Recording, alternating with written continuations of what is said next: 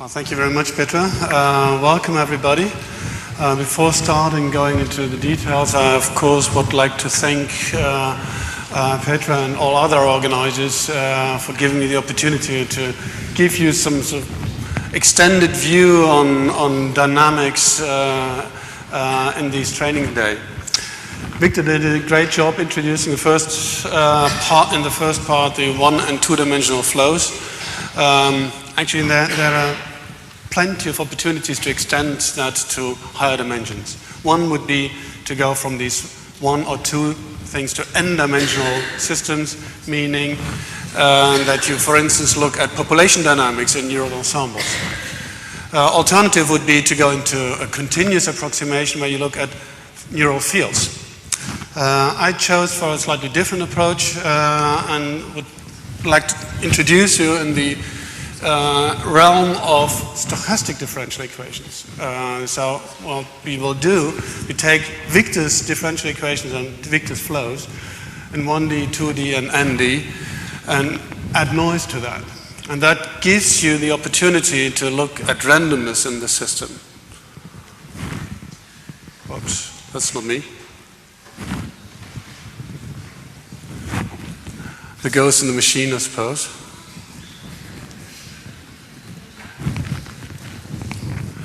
Anyhow, so I will start out in sort of describing what the stochastic differential equation possibly would be.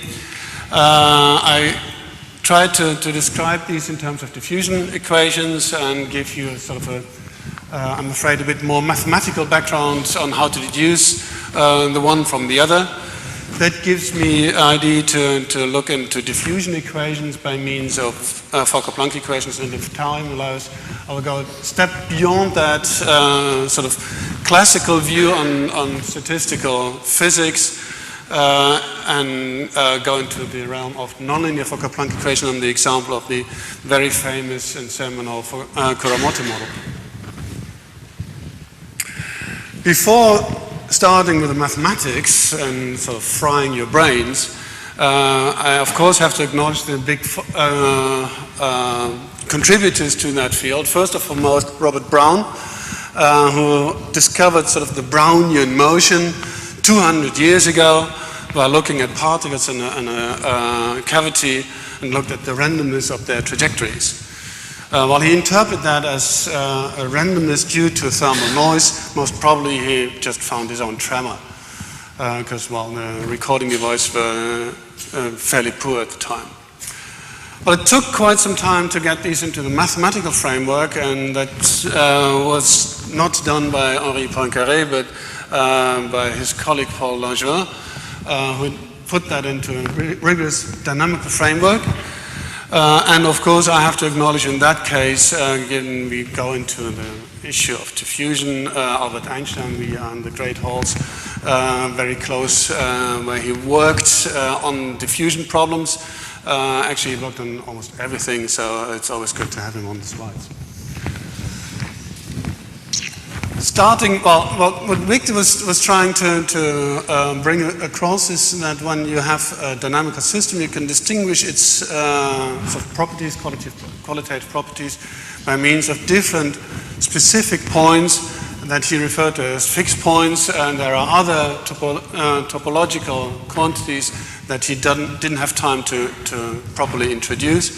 And he looks at stability of these different points.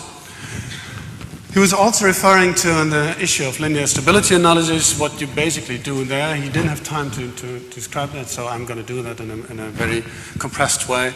What you basically do there, you take a solution that you find in your system, you perturb from that, and you just, the perturbation is very, very small, referred to as these very tiny little epsilon. So this is a pointer to these epsilon. And you just look whether your solution returns, your system returns to the original solution where you started off with, the blue one up here. So if the blue one would be an x naught, you look at the time series or the dynamics of x being x naught plus these little perturbations. And if you return, you refer to that as a linearly stable system. If it's not, it's linear unstable. What you do now, we go away from the single perturbation ID, but rather go into the case where we add random fluctuations to these nonlinear dynamics, and we continue by that adding random fluctuations and have to describe the entire flow field in 1D, 2D, or eventually in infinite dimensions. Effectively, if you add noise at every instant in time, like thermal noise, your system turns out to be already infinite dimensional. But I come to that in a bit.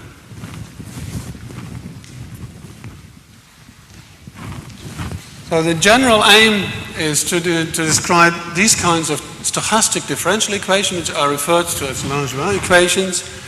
We have a variable. Now I'm changing notation from Victor's slides from the X notation to Greek psi notation to indicate that the variable is a stochastic quantity, so it has a randomness, intrinsic randomness in there, which is now described by some deterministic part in a nonlinear way. We have some random fluctuating forces that are optionally multiplied into that system. And the question that I want to answer for you is how to define the probability that this kind of system is at a specific state at a certain time. How can we define the probability of this kind of system? And of course, since the system is a dynamical system, the probability will be a function of time. So it has its own dynamics, and that is the thing that I want to bring across today.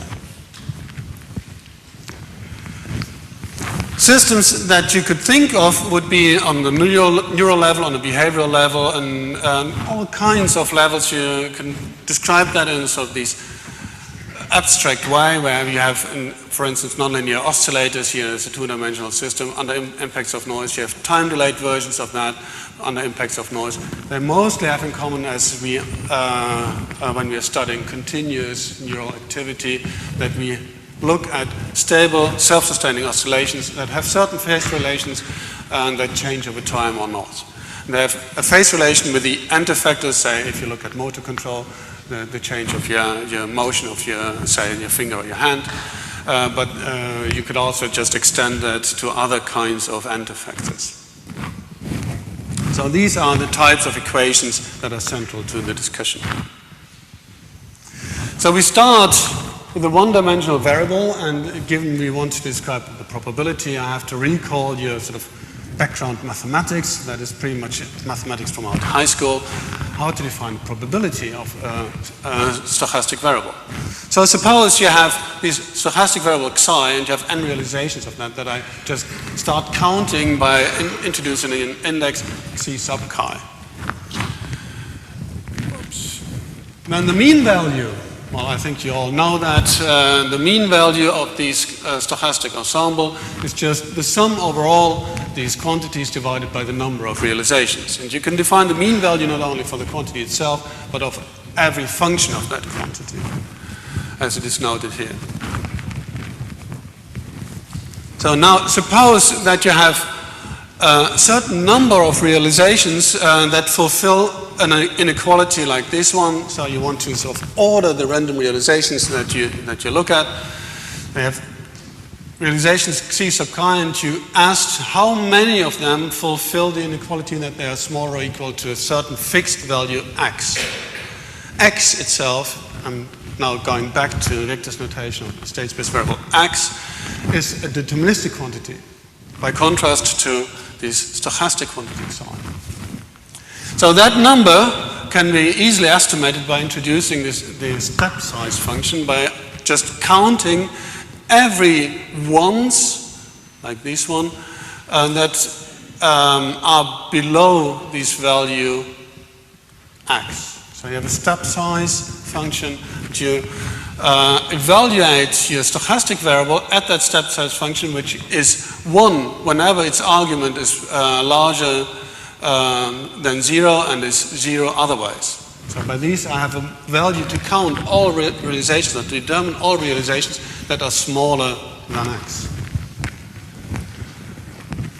And that, of course, gives me the possibility to define the probability distribution of these stochastic ensemble. The probability distribution is nothing but the mean value of these numbers. So that gives you what you all know, the Gaussian distribution function, all these kinds of distributions that you use on your daily bread and butter work in the lab. This definition actually generalizes in a way once you consider the case where you have infinitely many of these realizations. So you start counting up to n, but now we take the limit for n to infinity.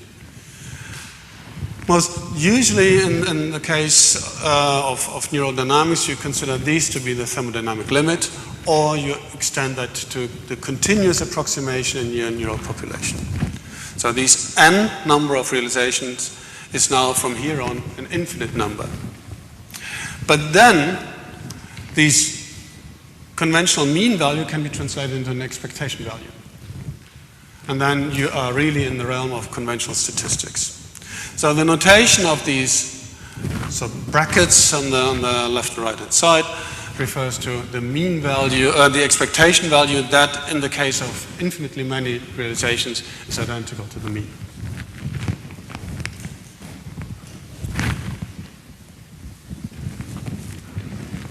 We have to go a bit further from there, as you all do typically when you do statistics. You are not only interested in the probability distribution, but we have to look at the density of these probability, which is now just nothing but the differential of these probability distribution.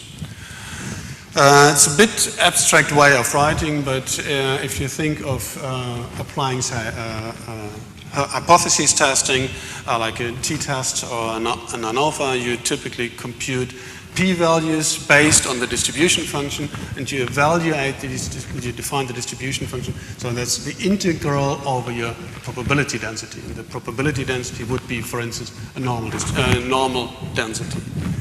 Problem in the mathematics literature and the physics literature and all across the field in engineering, that these terms, distribution and density, are typically intermixed. And people just don't really bother about whether it's a density or a distribution. So you typically refer to the Gaussian density to a Gaussian distribution. But anyhow, we are from here on capable using this kind of notation to define the probability density of a stochastic system that is realized by n different realizations xi sub n.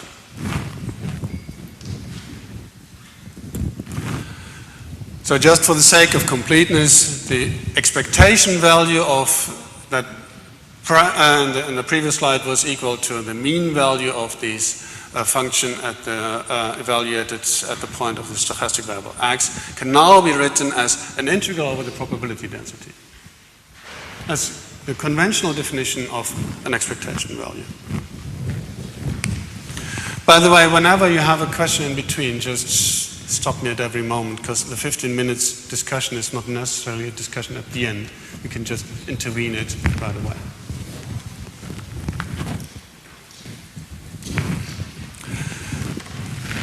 So to complement Victor's glossary, I have to introduce two further probability notions that would be in the case you have two different or more of these stochastic variables. You have a joint probability that I denote by a p with an index or subscript psi and psi evaluated at two different values x and y, and a conditional probability which defines the probability to find x given the prior position y. And since I'm a bit lazy with all these indices, I will just skip them. Since I also have to introduce a temporal component, because we are interested in the dynamics of these kinds of systems. So we now extend the notion of probability of a stochastic ensemble to the probability of a stochastic variable that changes over time. And just to simplify notion, I just skip, as said, all these subscripts and say, well, the probability density to find the value psi at the position x at a function of, at a certain time t is equal to p as a function of x and t. Similar for the joint probability, I just take this common notation, and for the conditional probability, I just place a dash in here.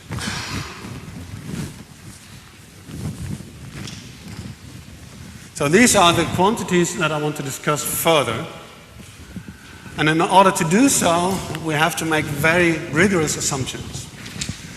The mathematics here gets really, really messy, and as I said, well, we could easily fry our brains within 45 minutes going into the real details. We want to simplify things by arguing that we are primarily interested in correlations between consecutive points in time. This is a very valid description if we consider so-called Markov processes. So processes that in a colloquial sense don't have any memory. So if you follow your system over time at different time steps, starting from a time t sub naught to t double prime, t prime, and so on and so forth, and you compute the conditional probability to find it at the final time t, then this conditional probability only depends on the previous time step. So you can integrate over all the different parts in between. That makes the mathematical evaluation of all these kinds of stochastic processes very, very simple, at least to a degree. I learned at some stage to avoid the word simple and whenever we have these mathematical formulas. And I must say, well, I was puzzled that Victor was referring to stability analysis as a trivial thing. It's by far not trivial, I guess. Well, given we have these conditional probability, given the probability to, when your system originally is at a position x naught at time t naught and jumps over to the position x at a certain finite time away from there, we can define the so-called we can rephrase these conditional probability as a transition rate. It's the transition rate from one point to another point over a certain time span starting from t naught to t. And that, given this Markov property, that we don't have to bother about all the intermediate steps, just boils down to a simple integral. And this simple integral is referred to as the so-called Chapman-Kolmogorov equation. If you are more in the real statistician, I think you are pretty much reminded on one of Bayesian's theorems. Because you can rephrase these in a differential way, and I will come to that in a bit. But in a nutshell, this kind of equation can be differentiated and leads to a dynamics. Well, an integration can always be referred to as a differentiation, and here we just have to sort of expand all these different kernels and get a differential equation for the dynamics of the conditional probability starting from a time t naught ending at the time t from our initial position x naught to x.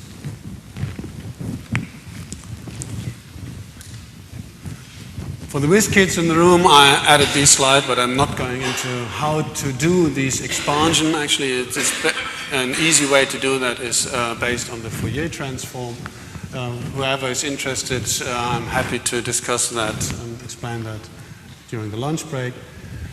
At the end of the day, after these lengthy mathematics, you get the so-called Kramers-Royal expansion that was formulated in the 1940s individually by Kramers and Royal. There's a very, very complete description of this one in the, I think, the proceedings of the Royal Academy, written by Royal. I can really recommend this reading. It's a very thick thing and very mathematical, but it looks very intellectual. So the result would be that you have a dynamics of P that looks horrible in the sense that it contains infinitely many parts, and all these parts have to be described by means of expectation values to step from initial point t to a differentially further away point delta t, t plus delta t. Well, for those of you who are not really familiar with all these kinds of notions, well, these are partial differentials from all these so-called Trauma-Moyal coefficients that are described down here. So you differentiate these expectation value with respect to x raised to a certain power, meaning you have the kth order differential. That is horribly difficult. This is terrible. So we have to simplify that in order to get an idea and a feel like we did in the case of phase flows and conventional dynamical systems. And that's what we do next. We reduce the case to so-called Gaussian processes. Well, the Gauss distribution is the distribution that is fully described by its mean and the variance. So you only have to look at two moments or two cumulants of these distribution functions. Here, Gaussian process translates to the fact that these infinitely many Kramers-Moyal coefficients, d, are all zero except for the first two. The first, hence, relates to sort of the mean value of your distribution function, and the second one to, in these notions, to the variance of your distribution function. And the good story here, which makes this kind of mathematics very applicable to what Victor was introducing, is that this fully applies to all Langevin equations. So whenever you have an arbitrary infinite dimensional system that fulfills a description like this one, where you have just an instantaneous evaluation by means of a nonlinear evaluation of your stochastic variable, by means of a drift coefficient or a deterministic force down here, and some random force that doesn't have any kind of memory, then this Gaussianity is always fulfilled. That's a very, very strong result, meaning we can always reduce this horribly difficult equation just to two terms. And these two terms have a specific meaning, as they are referred to in the drift and the diffusion.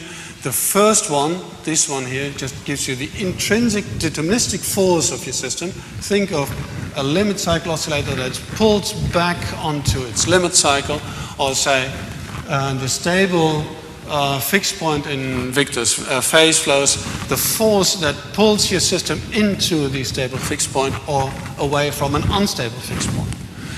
And this is supplemented by a diffusion term which sort of combines all the randomness that is added onto the system or optionally multiplied into the system as a second term down here.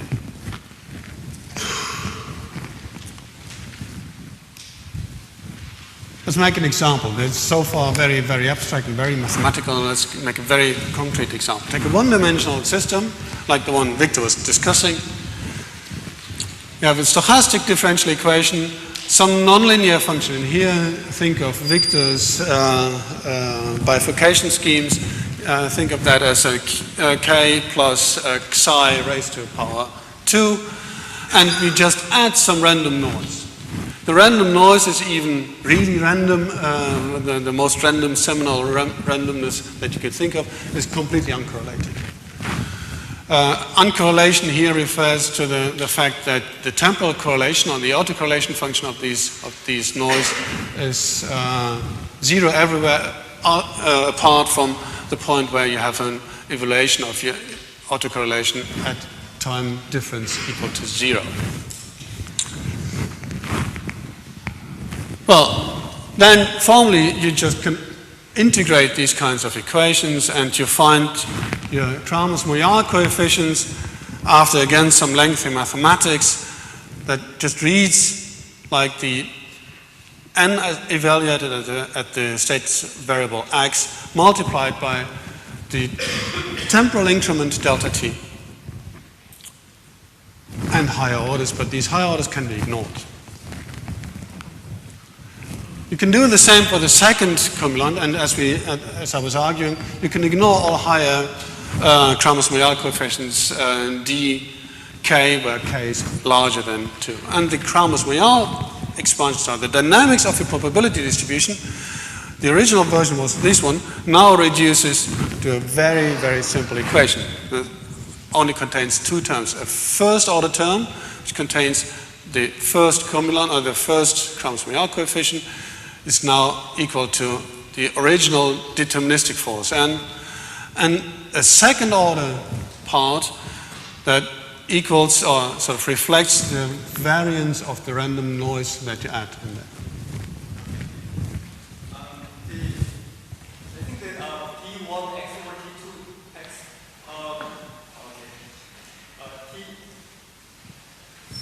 T1x for x related to the stationarity. So the stochastic process.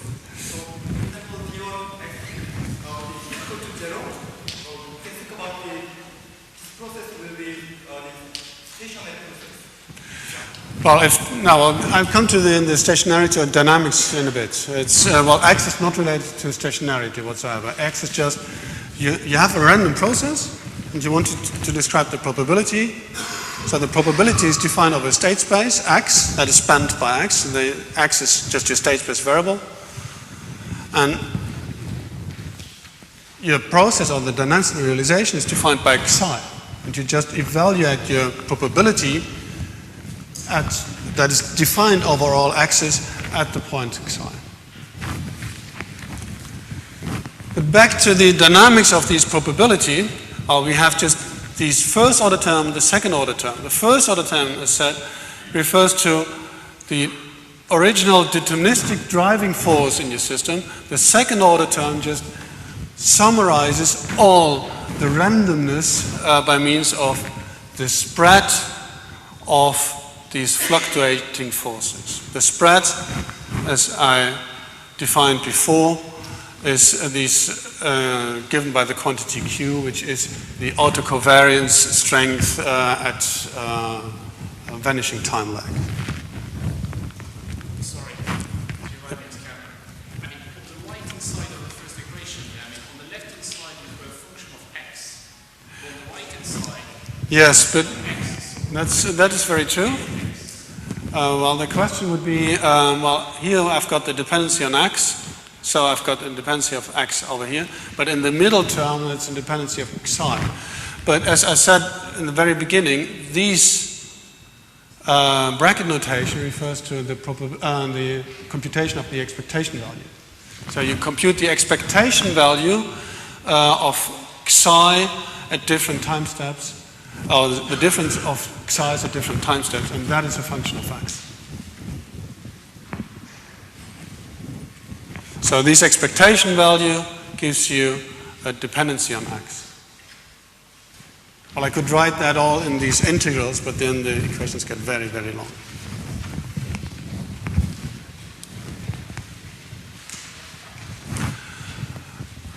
Well, as before, we can identify the drift and diffusion term, which now translates into the first order term as the drift term, which is, as said, the deterministic component of your system, and the diffusion term is the random component of your system. If you think of a very concrete example, it might be easiest to make use of Victor's previous presentation. Before doing so, and the important name of this kind of equation is the Fokker-Planck equation, which is now getting sort of en vogue in publishing in the neuroscience field. This equation was also computed independently from Max Planck, also here in these holy grails in Berlin, and Fokker in the University of Leiden, on different topics within physics about 100 years ago. So if we go into a very concrete example, I can compute these in the case of the stationary solution, because in the one-dimensional case, as Victor was mentioning, you can always describe the system by means of a potential. If the potential contains a stable fixed point, or describes a stable fixed point, say this parabola is always folded upwards, then the probability distribution should eventually stabilize and get stationary, and then what you can do is, in that case, you explicitly solve these probability distribution by means of the stationary solution as the mere exponential defined by these potential function v. I come to that in a bit. So Victor was describing systems like these pitchfork bifurcation, where you indeed had below a critical value of your bifurcation parameter, you had these kind of potential, and these kinds of equations I want to discuss in a bit more detail, specifically in the case of linear stability analysis. So we, in that case, just omit the cubic nonlinearity in these kinds of equations. So what you have to look at is a potential that is, as Victor was mentioning, described by sketching a ball rolling towards its minimum. Then you change stability by meaning the potential changes in shape, and the fixed point, the original stable fixed point, turns out to be unstable, that the system disappears to a point that neither Victor nor I know.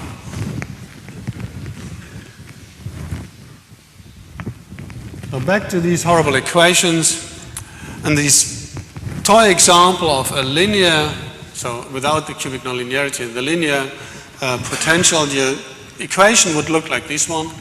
You have a temporal evolution of your stochastic variable that is given by a linear deterministic force on the addition of random forces. The potential is just a parabola, like this one in 2D, so whenever you have perturbation, your system will relax back to the stable state. But now it's continuously perturbed by these random fluctuations that gives you a probability distribution of your system that is equal to a Gaussian. It's a normal distribution that you find. So your system is always perturbed in these potential. You always have wiggles up and down here. And if you just compute that over a stochastic ensemble, the probability distribution, you would find a Gaussian. It's most probable to find the system at the fixed point, but you have a spread by some finite variance that is given by the strength of your fluctuations Q. That's the entire story. Boils down to a very simple case. Once you have this simple kind of dynamical system, it can be arbitrarily difficult if you have more complicated situations.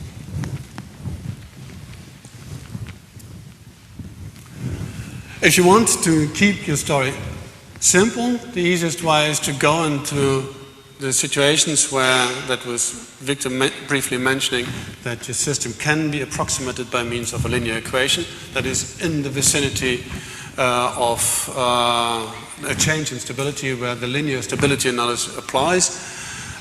So if you want to have a very simple mathematical framework, I advise you just to look all the time in these kinds of changes of stability, because then the mathematics is getting very simple. If you don't do that, I think the mathematics remains a mere approximation. And I have lots of these critiques on mathematical notion that I fully agree with, that this is just a sort of language where we just try to boil down our system under study, but it is more important to look at the physical reality. So if you want to keep the mathematics simple, look at these changes in stability. Changes in stability were introduced by Victor in the very last slide when he started out with two-dimensional flows going into oscillators. The mathematics now, the description, even if you start on this Langevin picture, you have a stochastic differential equation in 2D, x and y being two state variables, or if you wish, the first and second derivative, or the position and the velocity, so the state space variable and its temporal derivative, yield eventually some kind of nonlinear oscillations that may look like these ones. The difference now, as compared to Victor's talk, is that these again are randomly perturbed, as you see in this pink sort of trajectory. The blue one would be Victor's talk, the pink one is my talk. Pink is, well, anyway. So what we have to look at is the entire phase flow in these kinds of dynamics, and have to discriminate these by means of the deterministic components and its stochastic components, or say the drift and the diffusion part. I can easily tease you now with the mathematics. The mathematics is getting extremely lengthy. You can actually define the Fokker-Planck equation for these kind of equations. Since the Fokker-Planck equation already gets very lengthy, what people typically do is they abbreviate that by a so-called Fokker-Planck operator, because it's a differential operator acting on this probability distribution that I'm afraid is now here not anymore a P but an F. Please allow me this sort of step of abstraction that P and F is now the same thing. The Fokker-Planck operator contains first-order components and second-order components. Well, these differential translates down here. So this is the diffusion term. That would be one drift term into the x direction, and that would be the drift term into the y direction. And what you typically do in these kinds of oscillators, you don't tease it apart by means of Cartesian coordinates, but you translate that into a rotating framework that is in oscillator theory typically referred to as the van der Pol transformation, where you just transfer that into polar coordinates, and you rescale time because you're just too lazy to write down the natural frequency omega sub naught. So omega is from here on equal to 1. Then you can split it up into the dynamics of the amplitude and the dynamics of the phase. I start with the dynamics of the amplitude, which again has a very horrible form, and I just added these for the sake of completeness. For the mathematicians in the room, that is probably a very old story. For the physicists, might be as well, but then you have a lookup table in your handouts. What you find actually is when you average the solution over different cycles, that you can rewrite the amplitude dynamics by means of a potential dynamics or a gradient dynamics. The potential has a form that has been shown before. The potential is nothing but these bimodal parts, indicating that in the middle of this limit cycle you have an unstable fixed point, and around that you have a stable limit cycle, meaning a stabilized phase at a finite value different from 0. So these would be the potential in your stable limit cycle, in the specific form of limit cycle. And if you want to understand the limit cycle itself, you have to consider these as a cut through a champagne bottle, and you just have to rotate these.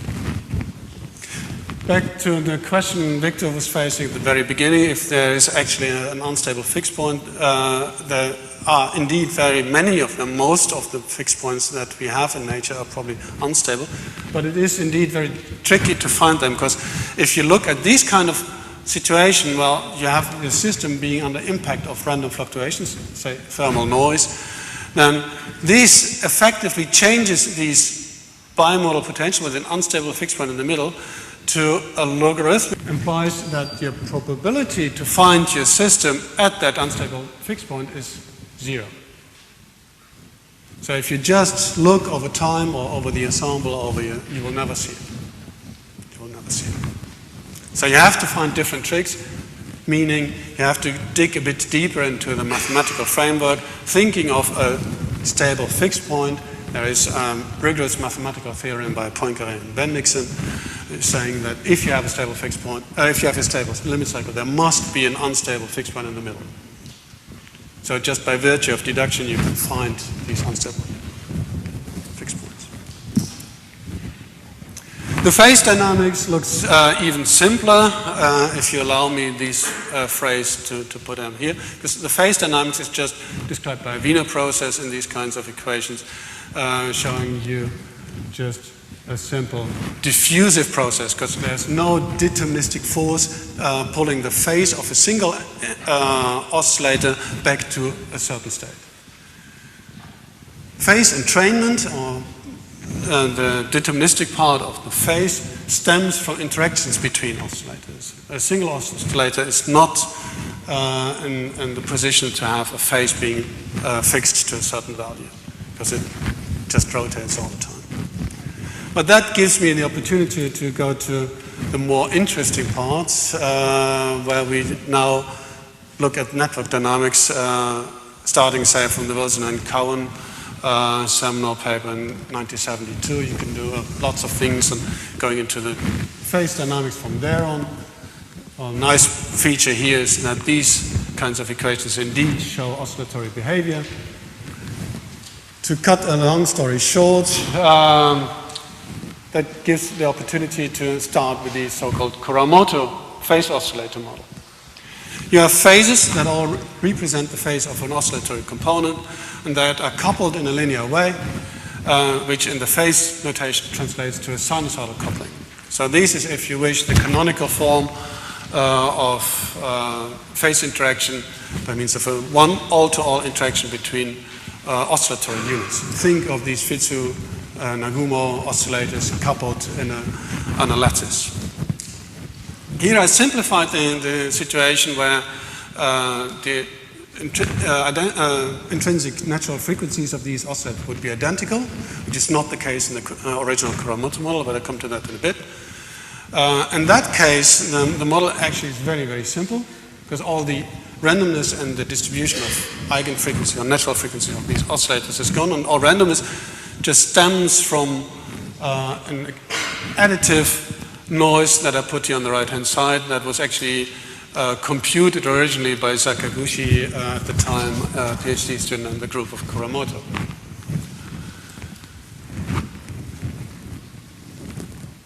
The interesting part in here is that these kind of equation, despite its horrible form, can be rewritten as a potential dynamics. So you have a potential that is just a cosine version of these interaction terms. And if you have a potential dynamics, you can always describe the steady solution of your probability distribution just by an exponential of these potential function inverted by a minus sign, and that would look like this one in the case of two coupled oscillators. Meaning you have in these, without a randomness in the different natural frequencies of these oscillators, the only possibility for an in-phase and anti-phase phase locking between pairs of oscillators.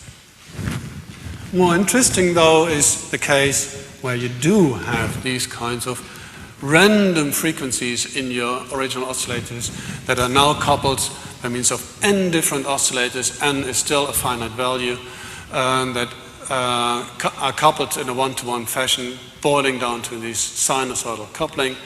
We have optionally some external forces acting on this oscillatory system, and we add random fluctuations.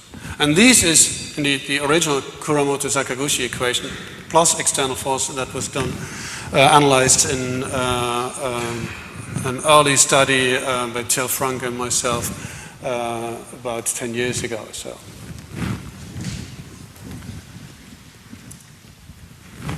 Well, the mathematics is horrible, and I really recommend that you spend, if you want to read this paper in Physica D, you should take a good break, probably after that even a longer break.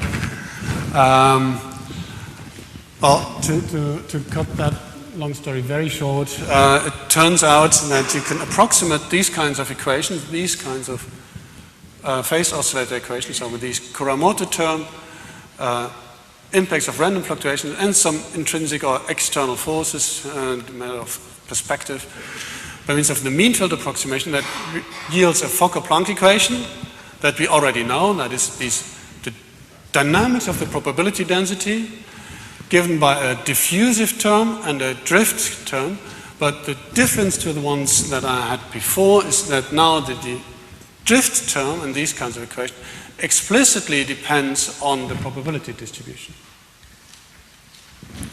That makes this Fokker-Planck equation a nonlinear equation, not only nonlinear in these weird functions up here and down here, but it's nonlinear in the probability distribution P. A concept that is not very known in the physics community, but turns out to be a very valid description for these kinds of finite size neural ensembles. Nonlinearity can also be implemented in the additional external force by means of these kinds of equations, and that's what we actually were analyzing in an experimental framework, where these potential has a seminal meaning.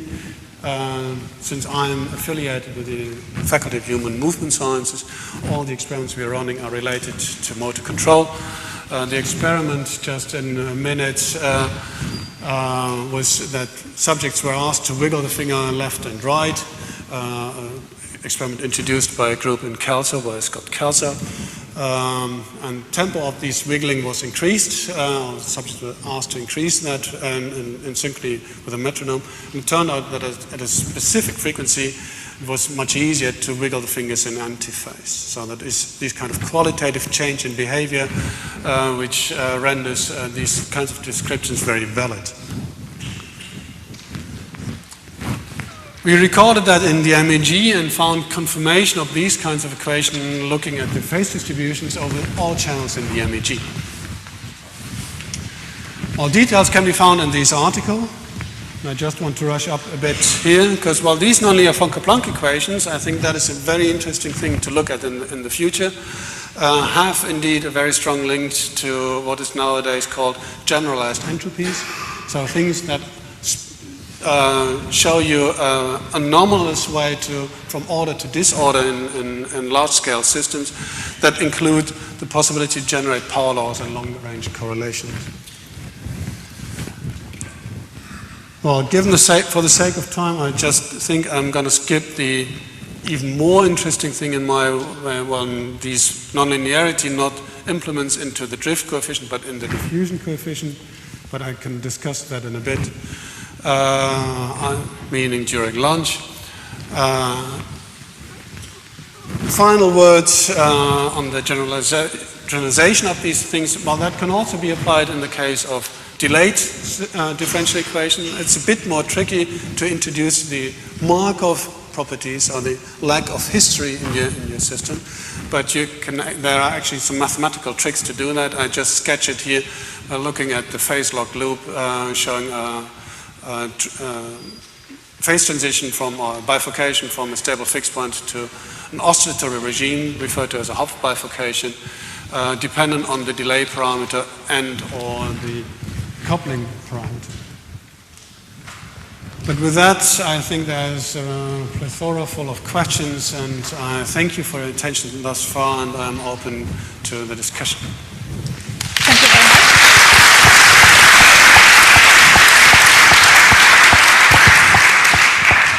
Thank you very much, Andreas, for that very fantastic introduction. Are there any questions, comments? Pedro?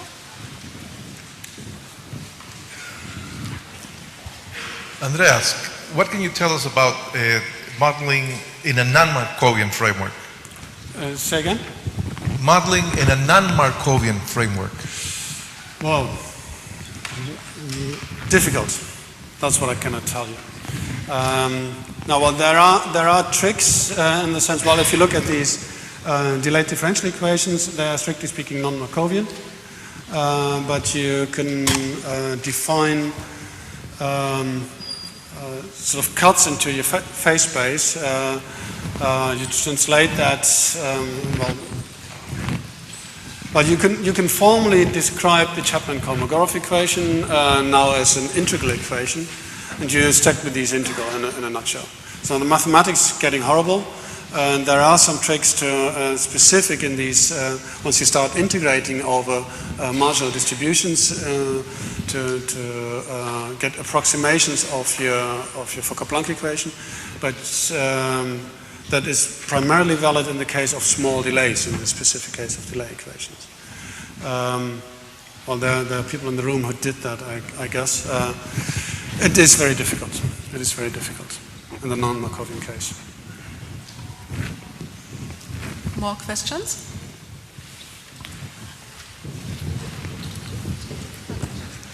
I would like to know to what extent can one estimate from data, from EEG or MEG data, what differential equation is the right one underneath or in the brain, what you want to describe. when you describe this by statistical moments, there are not so many moments you can really estimate. Beyond fourth order is extremely difficult, I would guess. So how far can one go there? One can go very, very far. Presuming that you know, so have a good estimate of the dimensionality of the dynamics that you look at. I like these questions, and we'll have another presentation on how to estimate these kinds of drift and diffusion coefficients from out your data, which I'm happy to discuss with the interested ones. Well, if you have time series, you can reconstruct drift and diffusion coefficients to a large degree by means of estimating these statistical moments. So if you have lots of data, and that's what we typically have, long time series or large sets of trials, and then you can easily estimate the drift and diffusion coefficient, presuming that you know dimensionality of your system. How to estimate that is a major challenge, but suppose you have a one-dimensional system, in the easiest case. The only thing that you have to do is you look at your time series, the one-dimensional time series, and you look at transition probabilities starting from a very somewhere in your state space. What's the probability to end somewhere else? Having these probability distributions, you can just invert these Kramers-Moyal expansion that I was showing and infer from there the drift and diffusion coefficients of your dynamics. And while there are alternatives, there are some mathematicians, actually one in the room, showing from the University of Amsterdam that is looking for alternative approaches, but these are very valid and very rigorous approach introduced originally by Joachim Peinke and Rudolf Friedrich on the issue on hydrodynamics, turbulence, for instance. Okay, more questions?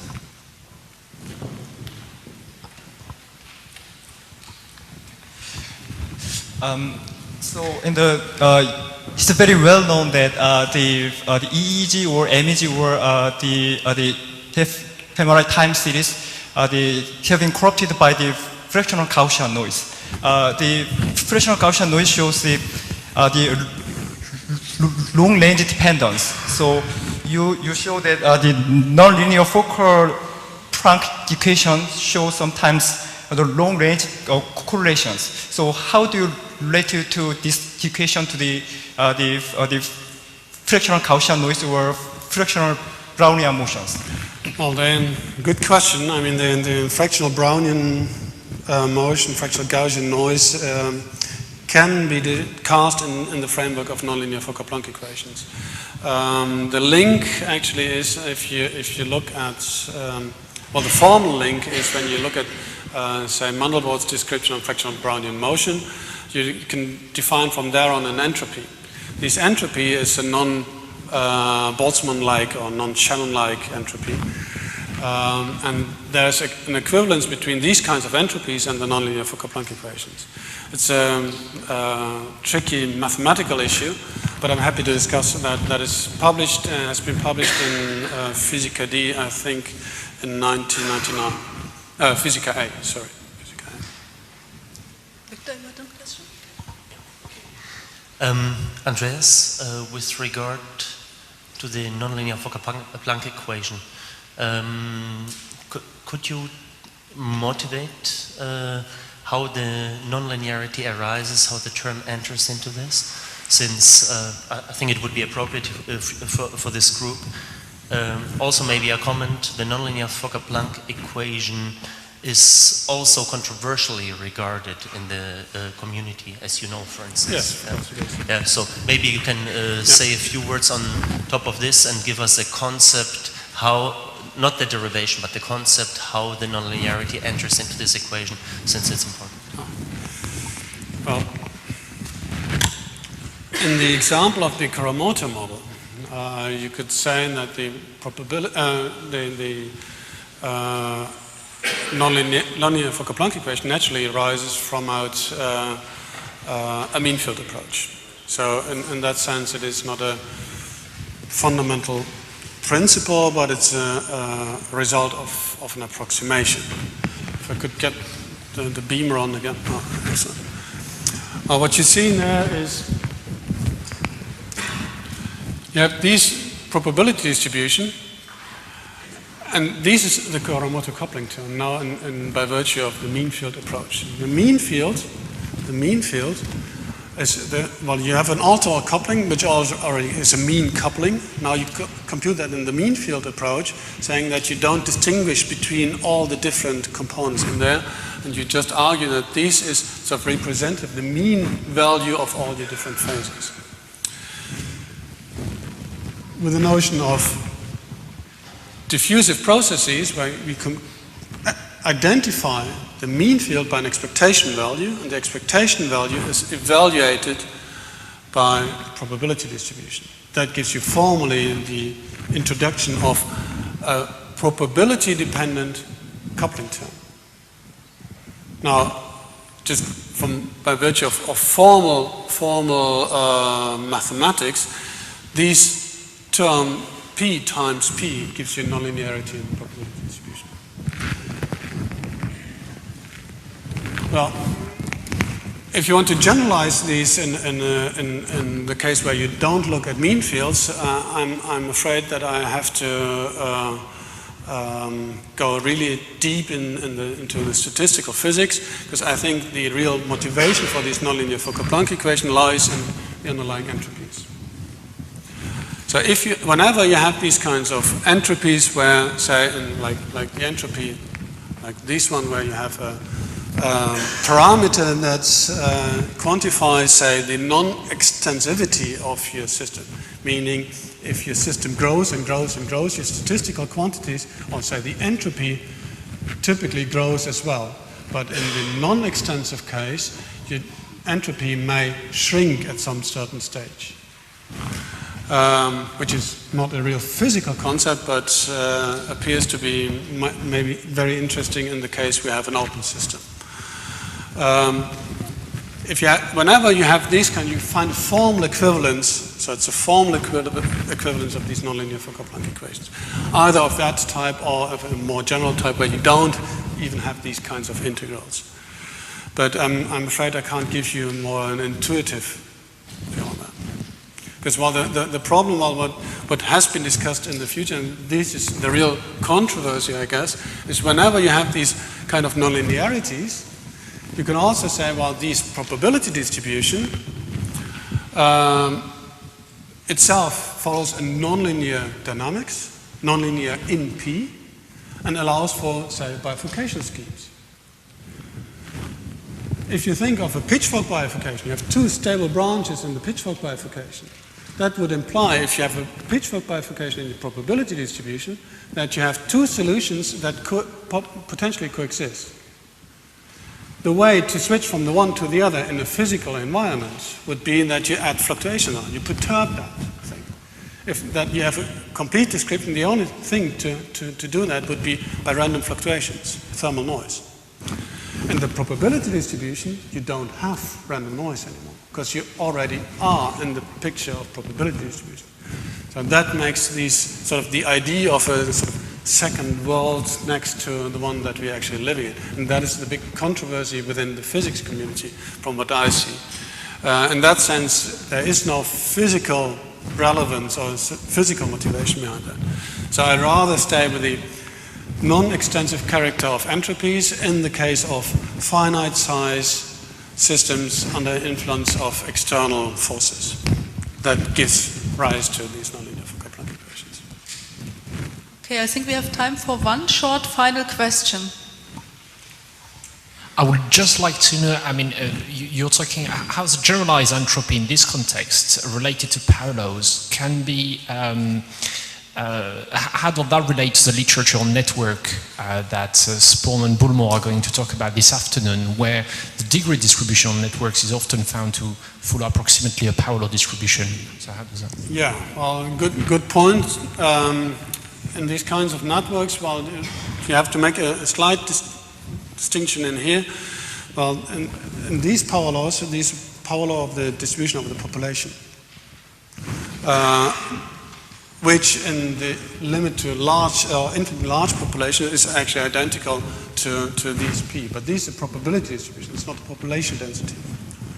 So it's slightly different, but it's closely related to that, and I would really like to estimate from out the entropy that is found there, the equivalence to the nonlinear Fourier-Planck equation. Well, you can formally map the one to the other. There is a strict way to do so, but here you have to do the mental step that you translate the population density into probability density. Okay, thank you, Andreas. Thank you again to all speakers.